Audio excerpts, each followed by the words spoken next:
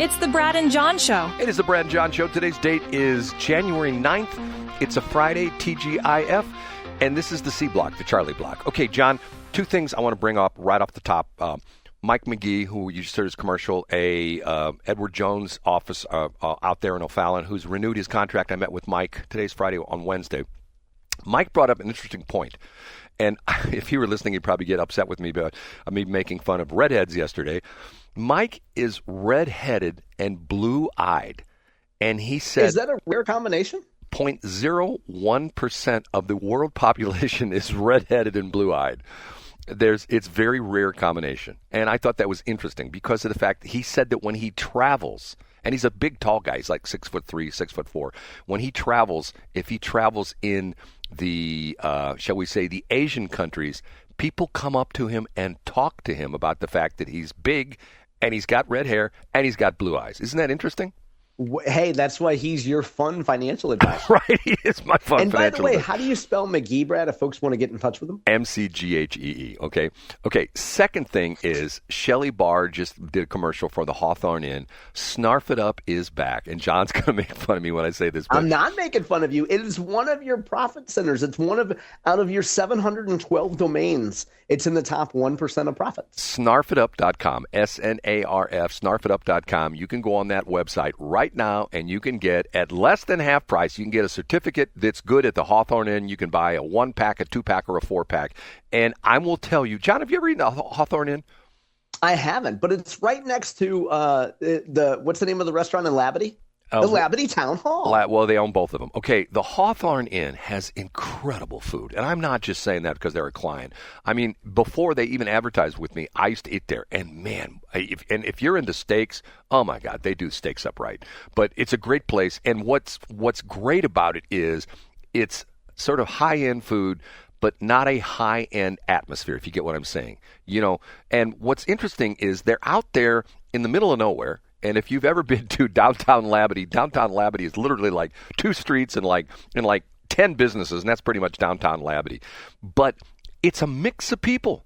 And since it's right down the street from the Ameren UE power plant out there's a lot of Ameren people that go to lunch there, stuff like that. But people drive from West County, people drive from all over Franklin County, people drive from all over. I mean, even like Crawford County, they drive into the Hawthorne Inn. So it's good. Snarfitup.com. Did I give it to enough? Is that a good enough sales pitch, John? You think I did okay on that one? I think so. And if folks want to know how to spell it, take advice from smartest woman in the world and go check out Brad's headstone. And by the way, it'll be one of the domains listed there. By the way, oh my God, I'm on this website that shows when contracts for murders have come out, and I just saw that Nina Needleman has issued a contract against my life. So I don't know how long. Nice, and Brad, it's pronounced Nina. I know, John. She wants to pronounce you. It's Nina. It's not Nina or Nina. It is Nina. It's Nina. Nina. Oh, Nana. You think she says that to male suitors when they get a little fresh? Oh, Nana. I'm telling you, she'll never talk to me if she is her show today after you. I don't think she knows how to use the internet, Brad. Based on the fact that she can't seem to promote her event on the internet, I doubt she knows how to access our show. Oh, man, John, it just keeps shooting those arrows at me. I mean, I was here, and you know what though? See, once again, I said before, she's doing good stuff. I think she's a person that's trying to make a difference. You know what I mean? There's so many people in this world that just go through the motions and have show up for their job and they're stoned and stuff like that kind of stuff. But anyway, let's talk a couple minutes. Everybody's talking about this, about the shooting in Minneapolis. Okay, John, have you followed the story at all? I have, yeah. And most recently, I thought what was interesting, the New York Times took a couple of the videos. I guess there's really only 2 videos of the incident and put them together.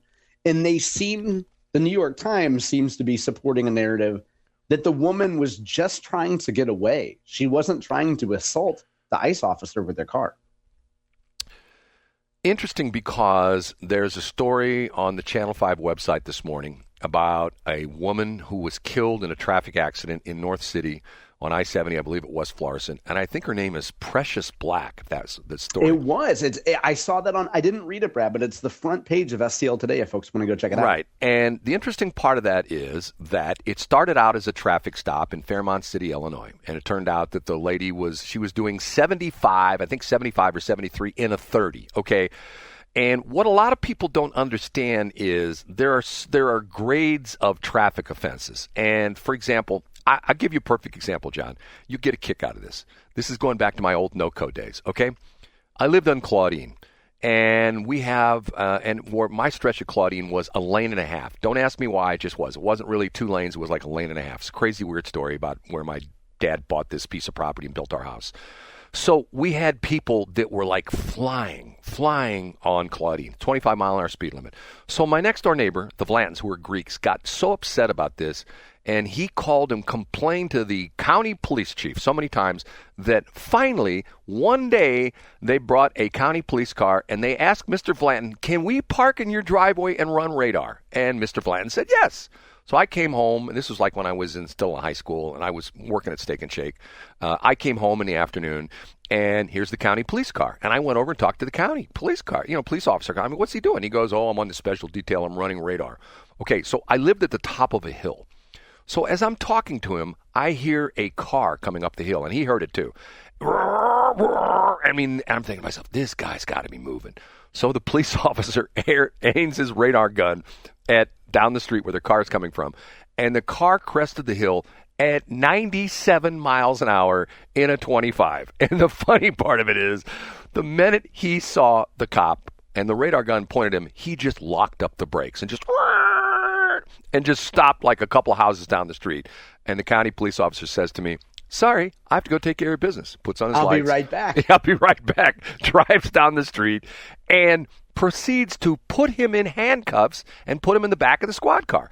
Because in a lot of areas, when you violate the law, when you violate the speed limit to a certain degree, it's not a bailable offense by your driver's license. In other words, you are going to the Gray Bar Hotel because in some areas it's actually a felony, okay? So the story with this Precious Black, she gets pulled over in Fairmont City. She's got the wrong license plates on the car. They come back to something else. She apparently doesn't have a driver's license. The cop talks to her. Same deal. I talk about the perfect traffic stop. She did the ultimately imperfect traffic stop. She argues with the cop. The cop essentially says, get out of the car. She doesn't get out of the car. He reaches in to release the seatbelt to pull her out of the car. She takes off, and she whacks him with the car, and he's knocked down, and he gets into his car and turns into a police chase. They cross the bridge. They end up in St. Louis. She's flying down I-70. She loses control of her car, and she hits a guardrail in a bridge on I-70 at West Florissant. Okay, now her parents are saying, that was terrible. They killed our daughter. They killed our daughter because of the fact that there should never been a police chase. Okay, yesterday on the Armstrong and Getty show, Jack Armstrong has said this many times. Do stupid things, get stupid results. And see, every time I see this on you see these body cam videos, and you and I have talked about this before, when the body cams first were, put in effect, the cops weren't real wild about it. Now the cops love the body cams because 90% of the time it shows that they are in the right, and these as you would call them, knuckle draggers are doing. Or you would use a phrase from a TV show and call them S-birds. Right. So, and this is another perfect example of this. Her parents are going like, okay, if she just would have given the cop her driver's license, and the chances are, if she would have done the perfect traffic stop and not antagonized the cop and not gotten out of the car and not injured the cop by speeding off and whacking him against the side of her car. And you see these videos sometimes. Matter of fact, the bizarre part of this Minneapolis story is the cop that shot her, the ICE guy, last year was in a similar situation where he was drugged like 300 feet by an illegal, and he had to have 30 stitches. Okay. And his leg was all messed up, right? Right. And I'm going like, okay. And the point about this is that there's another thing that's come out is there's a video of the gal's wife who was there filming this because that's what they do. They're in this group that, looking for content. They're farming content. Right. And she's on the ground crying, it's all my fault. because apparently because she drugged that poor lesbian woman from Kansas City to Minnesota. Whatever it was. See, the whole thing to me is this, it's just like what Jack Armstrong says. Do stupid things, expect stupid results. Yeah, people used to say, play stupid games, win stupid prizes. What I think we'll see from Minnesota, and we've already begun to see this incrementally, is the amount of information that comes up of how this woman got there, what her official title was with this organization. Democrats are unified in calling her a legal advocate. So who was funding this woman's trip? Why was she there? Who was encouraging her to do that? It's clearly an organized effort, you know? And we're going to hear so much more about that. Okay, on M Snow, which is the old, the old MSNBC, the interesting thing is the article I read last night about her, the article was, woman, mother of 3 and poet killed by ICE. Well, she was a poet. She was a poet. She won some poetry contest. And yesterday I heard one of the other talk shows here, I think it was the afternoon guys, Markley, Van Camp, and Robinson, talking about that her poetry is on the web. And they say it's bizarre, weird stuff. So maybe it's about her dissecting a lab frog. Yes, that's what it is. When the event happened, within the first hour or two of her name being out there, I Googled it and I found a piece of poetry where she was talking about dissecting a lab frog. Bizarre, weird stuff. John. Which is actually similar to what your surgeon did 2 weeks ago after your surgery. Brad. Right. He's like, oh my God, let me tell you guys about this gallbladder. I got to put it in poetic form. He's got it in his office. He still shows. Can you believe this guy had this inside of him? That's what he's showing everybody as they come in. Okay, John. Well, Brad, women have used that phrase with you, right, Brad? Can you believe I want to have this inside me? I'm not going to touch that. Okay, I got to get out of here because I got my meeting to go to. I got my the Friday networking group. Hey, as long as you get A block up, that's all I care about, Brad. I'm working on it, John.